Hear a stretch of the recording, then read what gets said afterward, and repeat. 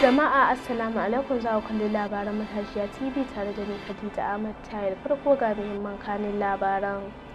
Gwamnatin tarayyar Najeriya ta kaddamar da sabon kwamitin da zai magance matsalar yajin aiki da ya addabi Najeriya. Wasu da ake zargi 'yan bindiga ne sun hallaka mutane 'yan sa kai 63 a lokacin da suka kai musu hari a jihar Kebbi. Wata babbar kotu da ke babban birnin tarayya Abuja ta tsige gwamnan jihar Ebonyi da mataimakinsa daga kan kujerunsu sakamakon sauyin sheka daga jam'iyyarsu. Wasu 'yan bindiga sun hallaka mutane biyu tare da yin garkuwa da wani shugaban cocin Katolika da ke kudancin jihar Kaduna. Karin labaran kenan, sai ku biyo mu domin kallon cikakkun labaran.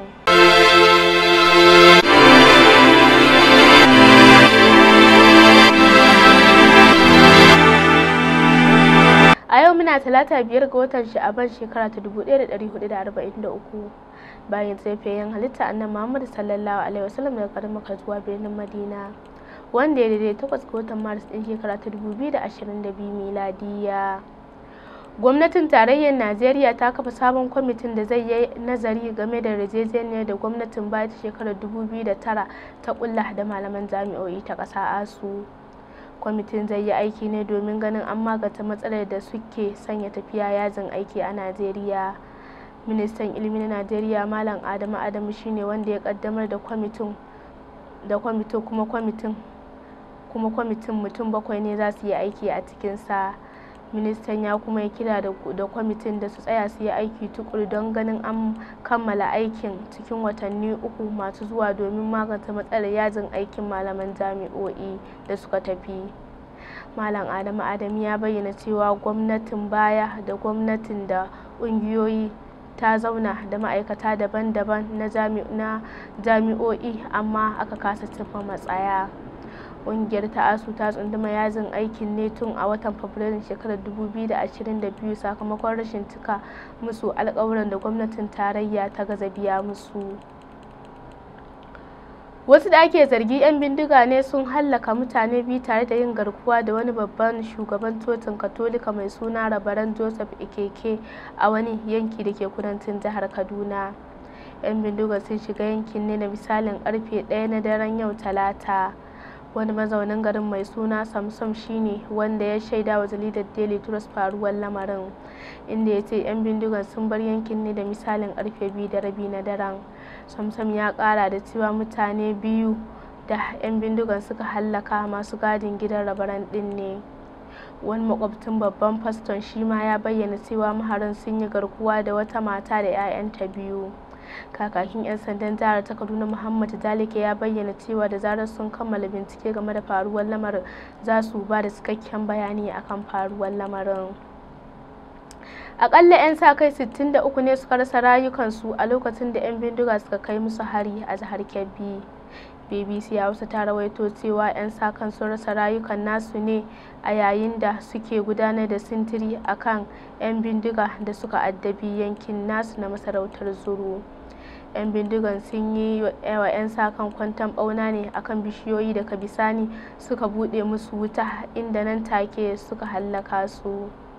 Waɗanda 'yan bindigan suka hallaka suna daga cikin ƙauyukan da ke kusa da masarautar Zuru wanda suke ƙoƙarin ganin sun magance matsalar tsaro a yankunansu. Har ya zuwa yanzu jami'an tsaron jihar ba su ce komai ba game da faruwar lamarin. Masu kallon mu kada ku manta kuna kallon labaran ne daga ɗakin yaɗa labarai na Matashiya TV.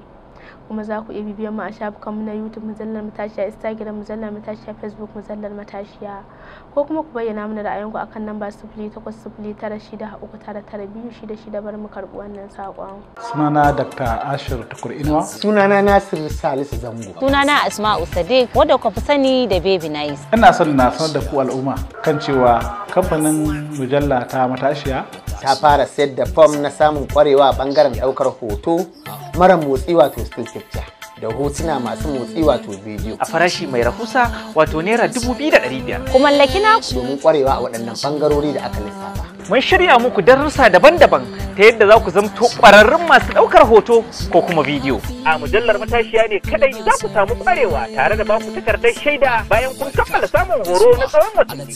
Za ku iya samun fom ɗin a ofishin mujallar matashiya da ke lamba 1 ba kan titin Faransu Road a kanan Dabo akan naira 2,500 kacal, sannan ku yi rijista domin samun ƙwarewa a waɗannan bangarori. Domin ƙarin bayani za ku iya kiran lamba 0800-9639-9266. Albashirinku masu kallo da sauraro, muna sanar muku da sabon tsarin tallata hajar ku cikin sauki a gidan rediyo da ma talabiji, kai har ma da sauran kafofin sadarwar intanet a bisa doron kawance tsakanin mujallar matashiya da Aminci rediyo. Sauti raɗau-raɗau, hoto fes-fes, bidiyo tangararan domin tallata hajar ku ko kuma ɗaukar nauyin shirye-shirye. Ma'aikatanmu a shirye suke domin gamsar da ku ga kayan aiki na zamani tare da aiki da ƙwarewa. Sabon tsarin zai ba ku damar tallata hajar ku a cikin sauki domin inganta sana'o'inku. Ina 'yan kasuwa, masu kamfanoni, 'yan siyasa da sauran mutane da ke ɗauke da sanarwa ta musamman domin al'umma. To ga dama ta samu ta yadda za ku tallata hajar ku cikin sauki ta hanyar sauraro ko kuma kallo da ma hotuna har ma da rubutaccen bayani. Ga wani takaitaccen bayani daga sashen kasuwanci na Aminci rediyo.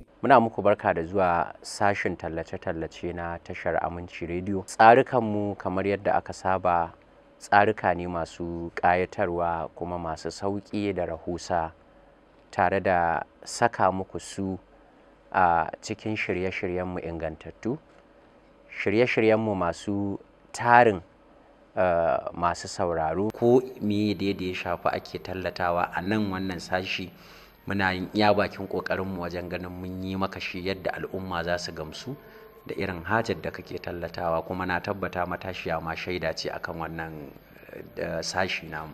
Kofar mu a buɗe take ga masu ƙananan sana'o'i da sauran 'yan kasuwa domin inganta sana'o'inku tare da samun gwaggwaɓar riba. Hakan zai kasance ne bayan kun tuntuɓi sashen kasuwancin ƙawance na mujallar matashiya da Aminci rediyo ta hanyar samun mu a ofishin mu, gida mai lamba 2 kan titin Indifenda a kanan Dabo, ko kuma gida mai lamba 1 ba kan titin Faransu Road a kanan Dabo, ko a lambobin wayar mu kamar haka: 08035676142 ko kuma 08096 99266. Har ila yau akwai 07008531157. Mujallar matashiya da Aminci rediyo mun daura damarar tallata hajar ku a yanayi daidai da zamani. To barkanmu da dawowa.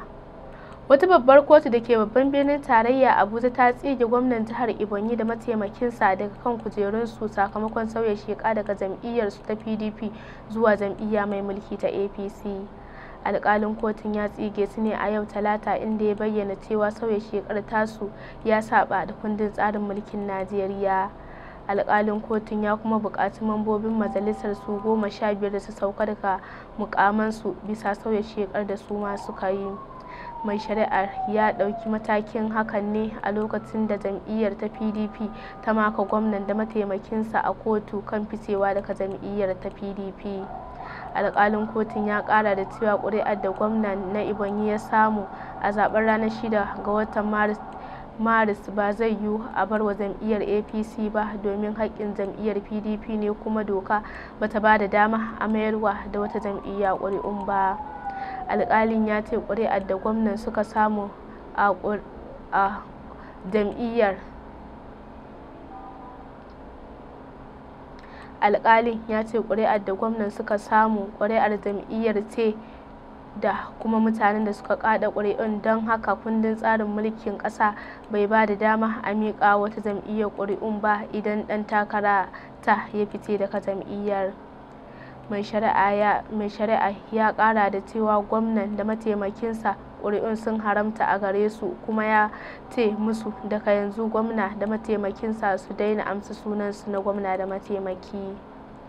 Kotun ta kuma umarci hukumar zaɓe INEC da ta karɓi sunayen mutanen da za su maye gurbin gwamnan da mataimakinsa, ko kuma ta sake wani zaben domin maye gurbin su, kamar yadda sashi na 177C na kundin tsarin mulkin Najeriya ya tanada.